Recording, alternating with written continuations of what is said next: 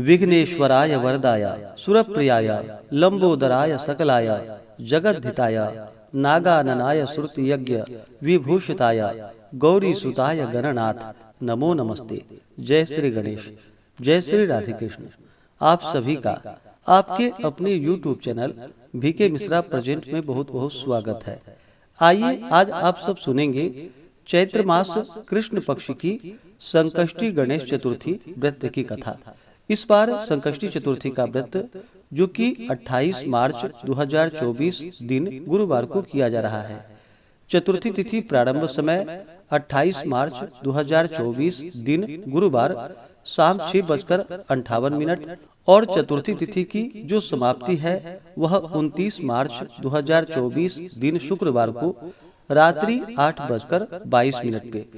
इस व्रत को जो कि चंद्रोदय व्यापनी ली जाती है।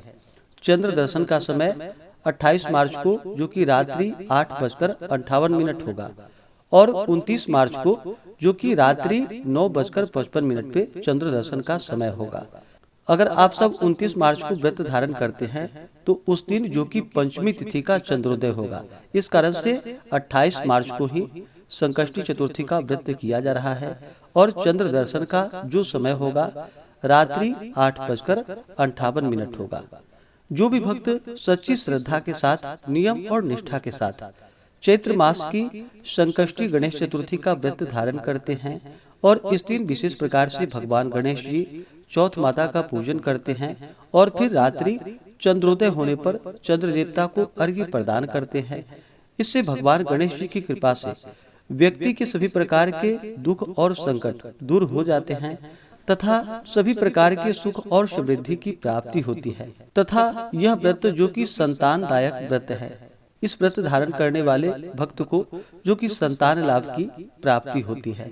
अगर आप सब विशेष प्रकार से संकष्टी चतुर्थी व्रत के शुभ मुहूर्त व्रत पूजा महत्व के बारे में जानना चाहते हो तो अलग से वीडियो चैनल पे अपलोड है, आप वहां से जानकारियां को प्राप्त कर सकते हैं।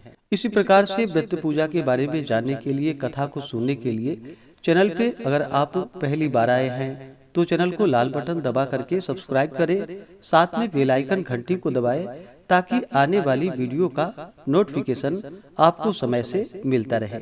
तो आइए सुनते हैं चैत्र मास की संकष्टी गणेश चतुर्थी व्रत की कथा। तो बोलिए प्रेम से भगवान गणेश की जय, सर्वदेवी देवता की जय। कथा के अनुसार एक बार माता पार्वती जी ने भगवान गणेश जी से पूछा कि चैत्र कृष्ण चतुर्थी को गणेश की पूजा कैसी करनी चाहिए, इस दिन भोजन क्या करना चाहिए, चैत्र मास के गणपति देवता का क्या नाम है, उनके पूजन आदि का क्या विधान है, सो आप मुझसे कहिए। गणेश जी ने कहा कि हे महादेवी, चैत्र मास कृष्ण पक्ष चतुर्थी तिथि के दिन विकट नामक गणेश जी की पूजा करनी चाहिए। दिन भर व्रत रहकर रात्रि में षोडशोपचार से पूजन करना चाहिए। ब्राह्मण भोजन के अनंतर स्वयं व्रती को इस दिन पंचगव्य पी करके रहना चाहिए। यह व्रत संकट नाशक है। इस दिन शुद्ध घी के साथ बिजौरे नींबू का हवन करने से बांझ स्त्रियां भी जो कि पुत्रवती होती है। हे शैलपुत्री, इसका इतिहास बहुत विचित्र है, मैं उसे कह रहा हूँ। इसके स्मरण मात्र से ही मनुष्य को सिद्धि प्राप्त होती है। प्राचीन काल में सतयुग में मकरध्वज नामक एक राजा हुए। वे प्रजा पालन के प्रेमी थे। उनके राज्य में कोई निर्धन नहीं था। चारों वर्ण ब्राह्मण, क्षत्रिय, वैश्य, शूद्र अपने अपने धर्मों का पालन करते थे।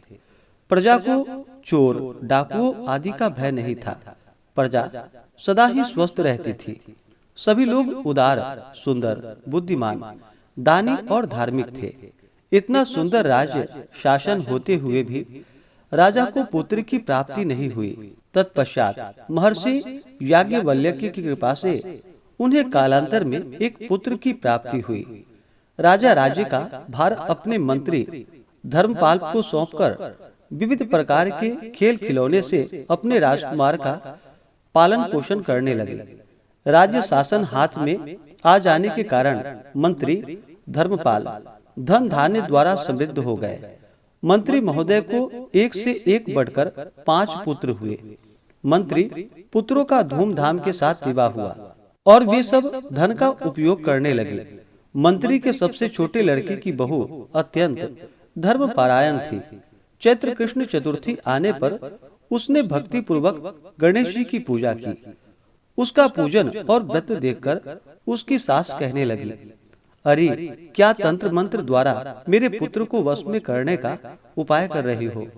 बार बार सास द्वारा निषेध किए जाने पर भी जब बहू ना मानी तो सास ने कहा कि अरे दुष्टा, तू मेरी बात नहीं मान रही है, मैं पीट कर तुझे ठीक कर दूंगी। मुझे यह सब तांत्रिक अभिचार पसंद नहीं है। इसके उत्तर में बहू ने कहा कि हे सास जी, मैं संकट नाशन गणेश जी का व्रत कर रही हूँ। यह व्रत अत्यंत फलदायक होता है। अपनी पोतोहू की बात सुनकर उसने अपने पुत्र से कहा कि हे पुत्र, तुम्हारी बहू जादू टोना पर उतारू हो गई है। मेरे कई बार मना करने के बाद भी वह दुराग्रह नहीं मान रही है। इस दुष्टा को मार पीट कर ठीक कर दो। मैं गणेश को नहीं जानती, ये कौन है और इनका कैसे व्रत होता है। हम लोग तो राजकुल के मनुष्य हैं, फिर हम लोगों की किस विपत्ति को ये नष्ट करेंगे। माता की प्रेरणा से उसने बहू को मारा पीटा। इतनी पीड़ा सहकर भी उसने व्रत किया। पूजनोपरांत वह गणेश जी का स्मरण करती हुई उनसे प्रार्थना करने लगी कि हे भगवान गणेश, हे लंबोदर, आप हमारे सास ससुर को किसी ऐसा प्रकार का कष्ट दीजिए, हे गणेश्वर, जिससे उनके मन में आपके प्रति भक्ति भाव जागृत हो। विभु विश्वात्मा गणेश जी ने सबके देखते ही देखते राजकुमार का अपहरण करके मंत्री धर्मपाल के महल में उसे छिपाकर रख दिया। बाद में उसके वस्त्र आभूषण आदि उतारकर राजमहल में फेंक दिया और स्वयं अंतर ध्यान हो गए। इधर राजा ने अपने पुत्र को शीघ्रता से पुकारा, परंतु कोई प्रत्युत्तर न मिला।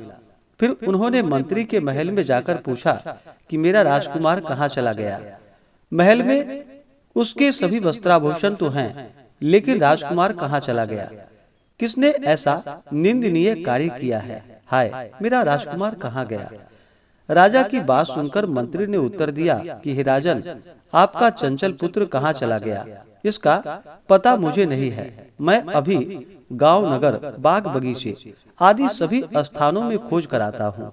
इसके बाद राजा अपने सभी नौकरों, सेवकों आदि से कहने लगे कि हे अंगरक्षकों, मंत्रियों, मेरे पुत्र का पता शीघ्र ही लगाओ।